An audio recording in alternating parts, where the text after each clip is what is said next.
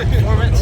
We're out here at the August 9th Cars and Coffee of Mobile, Alabama. And I brought out two 2024 Mustang Dark Horse Rs.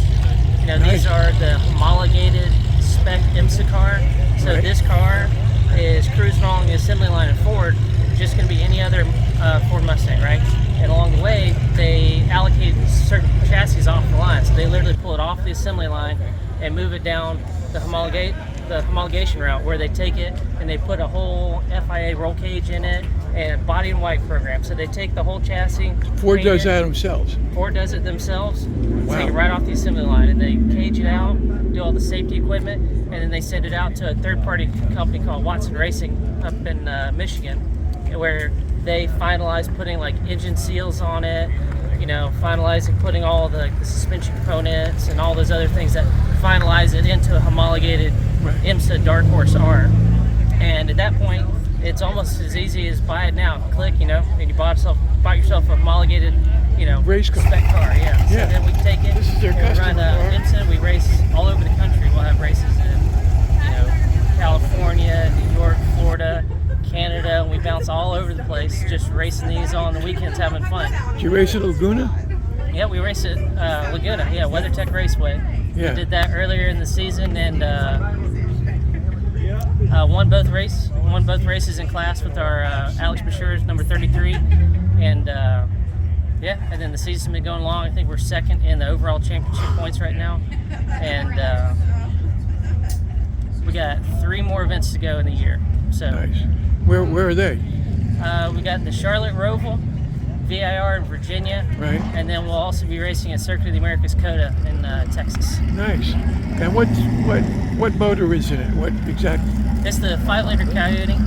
You know, it's the factory engine. They take it off the assembly line, throw a couple of seals on it, and say, hey, whoa, that's pretty gnarly. Yeah. But yeah, a couple of seals on it, and say, we're not going to touch this engine. Right. Like literally, I can't change the air filters. It's a stock gearbox, stock air filters to the nuts. So it makes it real competitive racing. So it makes it really competitive. The whole idea is just the chassis setup, suspension, camber, tow, all those other adjustments. You know, the shock is adjustable, compression, rebound, ride heights, and all that. Where it's bringing it down to just the driver driving the car, being able to describe what the car needs to perform better any individual track. So it lends to, you know, it's all about the driver and his ability to control his car, move his car through the field, and ultimately set up a better chassis than others. So here's the question. What does this car cost new? Let's see. So I think they're $175. That's what I was thinking. And then there'll be a couple other little things here and there.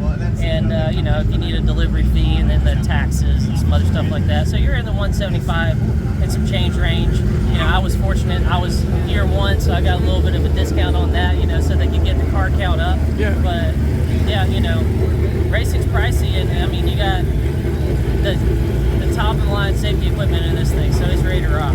Well, yeah, 175 seems like a lot, but not for a race car. It seems like a lot, but not for really a race car. You know, like actually go out and race a car for that kind of money is a really good deal.